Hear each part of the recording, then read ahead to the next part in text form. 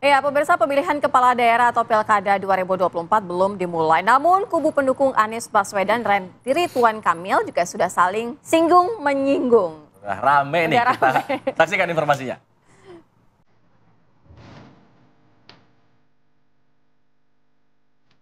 Kursi orang nomor 1 Jakarta selalu menjadi panggung politik yang megah dan arena yang panas dalam kancah politik nasional.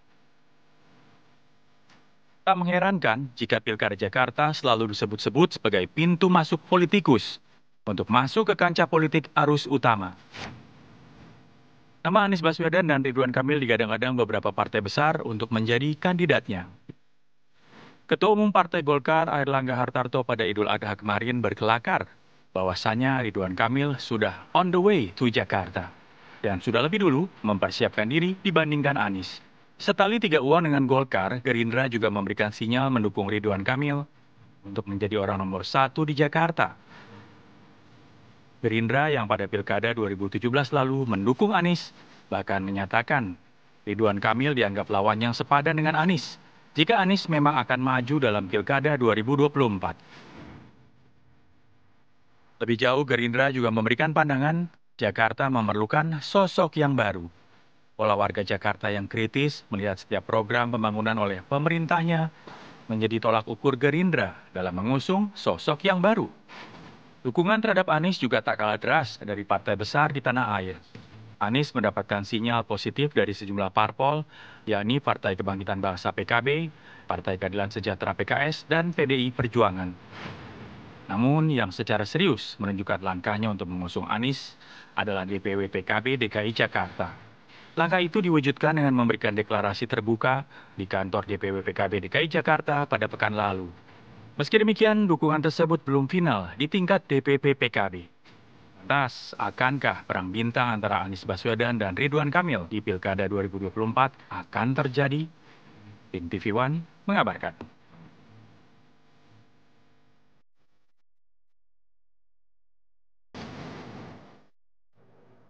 Ya, Anies Baswedan dan Ridwan Kamil menjadi 2 nama yang paling mencuat dalam pergelaran jelang kontestasi Pilkada Jakarta.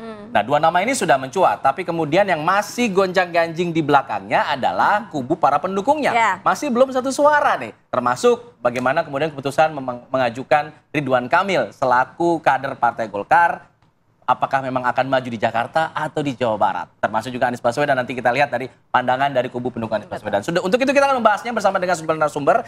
Sudah hadir di sini, kita mulai dari Bang Khairul Umam. Assalamualaikum Bang Khairul Umam. Waalaikumsalam Mas Sofat, Mbak Zira. Ada Bang Ahmad Riza Patria, politikus Partai Gerindra, yang juga sempat menjabat sebagai Wakil Gubernur. Nah, ini Bang Riza, selamat pagi. Waalaikumsalam. Dan ada yang paling heboh juga pada hari ini ada Bang Idrus Marham, politikus Partai Golkar. Selamat pagi, Bang Idrus. Assalamualaikum warahmatullahi wabarakatuh. Bang Idrus boleh duduknya agak munduran? Gantengnya kelewatan soalnya. Ini memang iya. Nah, kita akan bahas nih untuk perbincangan pada pagi hari ini, Bang Idrus. Yang kami dengar ini kan belum sampai putusan nih untuk kemudian Ridwan Kamil maju Jakarta atau Jawa Barat. Kabarnya Golkar lebih kepengennya Ridwan Kamil maju di Jawa Barat.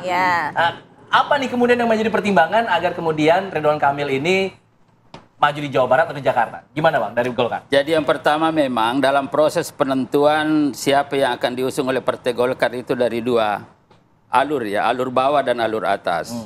Jadi alur bawah itu memang seperti yang disampaikan oleh Wakil Ketua Umum DPP Partai Golkar Saudara Doli Kurnia bahwa ada aspirasi dari bawah. Tetapi ini semua juga perlu kita cek melalui survei, dan itulah sebabnya DPP Partai Golkar yang minggu lalu untuk menentukan ini perlu ada cek kembali bagaimana hasil survei yang ada. Nah, tetapi sebenarnya kalau kita ingin mencoba, saya ingin mempertegas kembali bahwa Partai Golkar itu selalu berpikir berdasarkan suatu konstruksi pemikiran yang mendasar. Yaitu harus faktual, harus rasional, dan harus betul-betul untuk kepentingan rakyat dan bangsa ke depan. Apa yang paling rasional apa buat RK? Nah, dalam rangka itu kan sebenarnya begini. Partai Golkar sejak awal bergabung dalam suatu koalisi Indonesia Maju. Memang Partai Golkar pada waktu itu sudah mencanangkan 3 sukses. Sukses pencalonan, Prabowo Gibran, meskipun Partai Golkar pada waktu itu telah menetapkan Ketua Umum Airlangga Hartarto sebagai calon presiden wapres, tetapi untuk kepentingan bersama Golkar perlu sukses ini. Rasionalnya itu. Ya itu. Nah, kemudian yang kedua adalah sukses ke pemenangan. Ini pun Partai Golkar sudah melakukan, bahwa faktanya Prabowo Gibran menang 58% sekian dan mengalahkan yang lain, dan peran Partai Golkar sangat signifikan berdasarkan hasil survei. 75% pendukung Partai Golkar mendukung Prabowo Gibran. Nah, yang ketiga ini nih yang jadi persoalan. Apa itu? Bagaimana sukses kepemimpinan ke depan? Saya ingin mengatakan ini ada apa namanya dukun politiknya Mas Hairul. Saya katakan begini Mas Hairul. Jadi sistem presidensial multipartai itu memang membawa konsekuensi yang macam-macam, termasuk kekuasaan berbagi secara horizontal, berbagi. Jadi meskipun Prabowo jadi terpilih sebagai presiden, tetapi menteri-menteri ini kan banyak ini kan terbagi. Nah, tetapi secara vertikal juga ke bawah, ini juga terbagi. Presidennya bisa Gerindra, di beberapa provinsi yang jadi gubernur ya dari Golkar, dari PDIP, dari mana-mana, ini kan jadi persoalan. Belum lagi ketika kita bicara bagaimana di kabupaten kota. Ini terbagi lagi, jadi ini 3 tingkatan, padahal mestinya efektivitas sebuah pemerintahan sistem presidensial mestinya dikontrol. Nah, dikontrol itu bukan hanya sekadar kekuasaan, tetapi visi misi harus dikondisikan sedemikian rupa sehingga bisa berjalan ke bawah, tidak ada hambatan-hambatan. Bagaimana misalkan seorang bupati wali kota yang ingin mencoba menerapkan program-program yang dihadapkan pada 3 hal. Pertama adalah visi misi presiden yang menjadi pemimpin di atas. Yang kedua adalah bagaimana ideologi visi misi partai yang mengusungnya yang berbeda dengan presiden. Dan yang paling penting lagi adalah bagaimana realitas kebutuhan rakyat yang ada. Nah di sini nih persoalannya. Artinya kalau misalnya dari ketiga aspek tadi, dari persoalan pemerintahan, kemudian itu, aspek dari masyarakat. Golkar itu ada 2 hal. Bagaimana agar supaya ini konsolidasi Kim, yaitu sampai ke bawah. Itu supaya dengan demikian dapat dipastikan bahwa pilkada ke depan ini lebih banyak dimenangkan oleh Kim. Nah, karena itu konsolidasi harus efektif, produktif, fungsional produktif. Artinya kita misalkan mendorong bagaimana, dan kita terima kasih kepada Gerindra sudah mengajukan ya kader Golkar, ya, Pak Ridwan Kamil. Tetapi kan harus ada kepastian ke depan ini, tidak hanya Ridwan Kamil menjadi calon, tetapi jadi calon, tapi harus calon jadi. Jadi maksudnya tidak yakin, tidak yakin RK jadi di Jakarta maksudnya? Bukan, tidak yakin menang. Karena ini kan belum final, perlu proses. Karena itu harus ada proses yang kita lewati dengan variabel-variabel penting yang menjadi penentu yang meyakinkan kepada kita bahwa ini kita bisa menangkan. Tapi begini, Bang Idrus, variabelnya artinya apa? Kansnya lebih besar di Jawa Barat atau di Jakarta, atau ya di tempuh aja Jakarta? Nanti akan diberikan kerangka teori. Pilkada adalah kontestasi ketokohan. Karena itu kemarin kan juga sudah mengangkat dari TV One, itu adalah perang bintang. Nah, bagaimana bintang ini supaya tetap gemerlap ada di sini, jangan sampai nanti malah redup. Nah, agar supaya gemerlap dan itu menjadi dasar untuk meyakinkan kita untuk memenangkan, maka bagaimanapun Kim harus solid, instrumen-instrumen harus lebih fungsional produktif, sehingga dengan demikian ya kita juga meyakini, meyakini oleh Gerindra bahwa mengusulkan Ridwan Kamil bukan semata-mata hanya karena wakil ketua umum Partai Golkar, tetapi karena memang Ridwan Kamil dalam istilah marketing adalah sellable.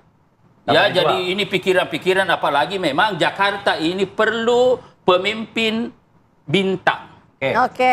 Nah ini loh, sehingga dengan demikian ini, jadi sebenarnya Pak Ridwan Kamil ini sellable, ada di mana-mana karena memang ketokohannya, bukan karena wakil ketua umum Golkarnya semata. Kalau dari Bang Riza melihatnya bagaimana nih Bang, mengenai sosok ketokohan dari Ridwan Kamil yang disampaikan oleh Bang Idrus?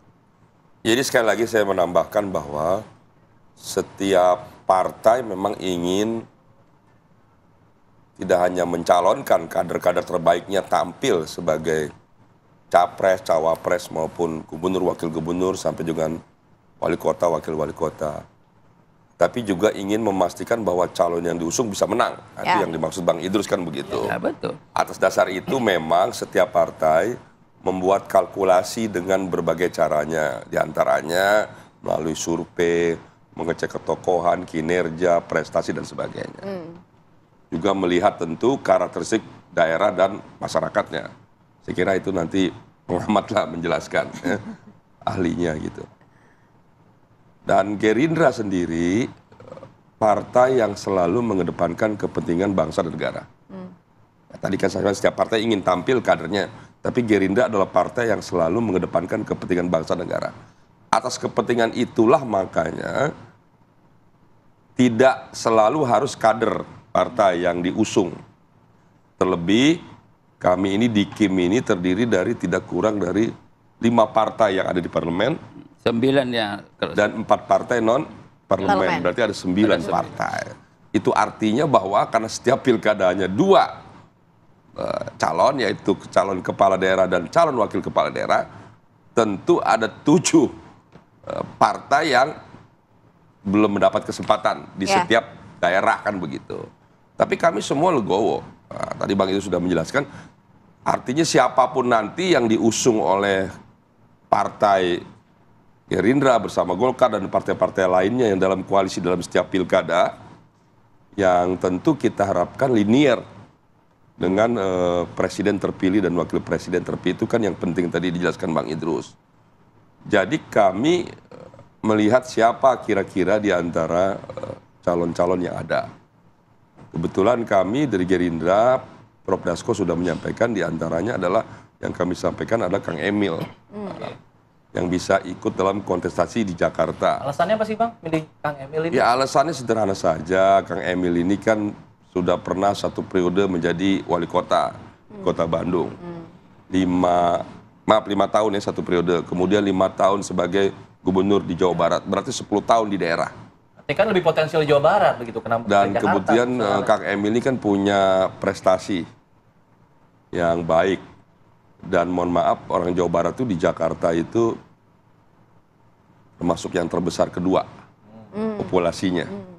Kemudian Kang Emil juga cukup dikenal luas oleh masyarakat Jakarta, terlebih Jawa Barat dengan Jakarta ini kan ya dekat sekali, beririsan dia, berdampingan dia, bukan beririsan lagi ya. Jadi juga sama-sama mantan gubernur bersama Mas Anies, ya. Jadi kami melihat bahwa Kang Emil punya kesempatan, punya potensi, dan punya kemampuan luar biasa. Bisa menang di Jakarta. Tentu kami menghormati Kang Emil pribadi, yang tentu juga punya pilihan dan akan menentukan. Dan kami hormati Partai Golkar, Bang Idrus, yang sudah merekomendasikan Kang Emil di 2 daerah, Jawa Barat dan di DKI Jakarta. Penugasan. Dan kami juga menghormati Partai Golkar sampai hari ini masih terus melakukan kalkulasi dengan berbagai cara, diantaranya masih melakukan survei yang kedua kali dan sebagainya. Kami hormati. Namun Partai Gerindra melihat bahwa ini calon yang baiklah kira-kira Jakarta. Jadi ya kita biasa saja. Jadi tidak bermaksud mengintervensi Partai Golkar, tidak bermaksud mendahului Partai Golkar. Tapi ini semua untuk kepentingan yang lebih baik. Kami mengusung Kang Emil untuk di DKI Jakarta. Insya Allah nanti bisa menang di Jakarta. 2012 kami mengusung Jokowi Ahok menang. 2017 Gerindra juga bersama PKS mengusung Anies Sandi menang. Insya Allah nanti siapapun nanti Kang Emil bersama siapapun insya Allah bisa menang di Jakarta. Mas Umam, kalau kita sudah dengarkan kan semuanya pasti finish line-nya adalah menang gitu ya. Bisa dipastikan menang telak lah paling tidak gitu ya kalau misalnya dalam pembahasan gitu. Nah ini artinya bagaimana gitu kans antara keduanya gitu, Anies dengan Ridwan Kamil, siapa yang lebih berpeluang gitu? Kalau bagi ingat kan banyak juga yang menyatakan bahwa Anies gitu karena memang sudah pegang Jakarta. Nah sementara Ridwan Kamil itu besar di Jawa Barat, tapi dijawabnya nanti ya Mas Umam. Usai jeda kami segera kembali.